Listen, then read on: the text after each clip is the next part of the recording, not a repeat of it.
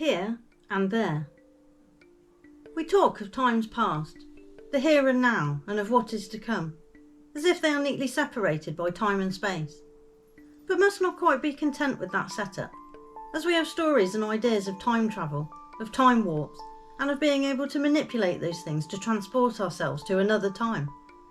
Seems an odd mechanism to have, really, to dwell so much on what might have been, or could be, and miss so much of what is.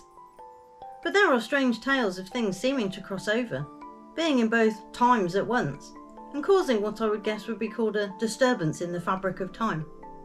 That's another strange reference, fabric of time, as if it is indeed a curtain one can pull back, to reveal all the other events happening simultaneously, and you can just step through into another time.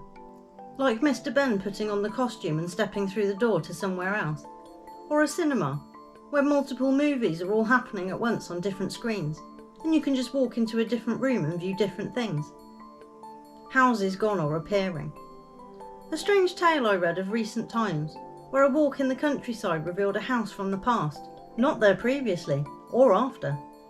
As if the lines of time had intersected for a while, showing what was and what is in the same place, at the same time, whereas they are usually in the same place, but not at the same time, or vice versa, in the same time, but not in the same place.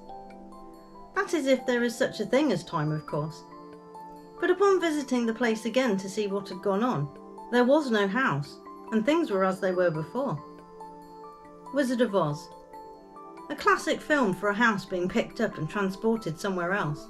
Not quite a smooth transition though, when not just your own physical self gets transported, but what you were in does too. Something familiar getting you there.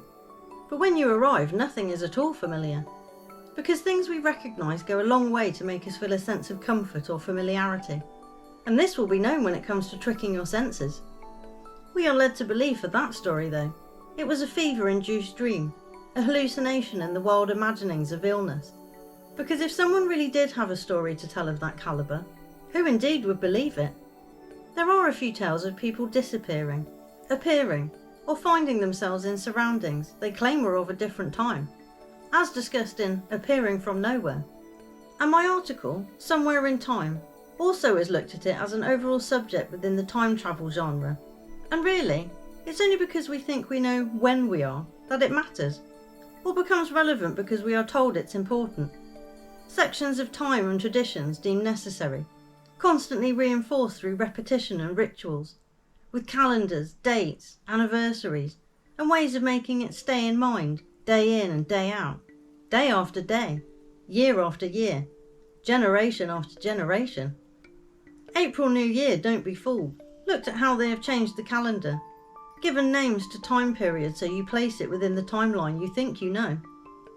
So within the world of now and then, and here and there, it's probably best to try and ground yourself to where and when you think you are, and all else can follow from there.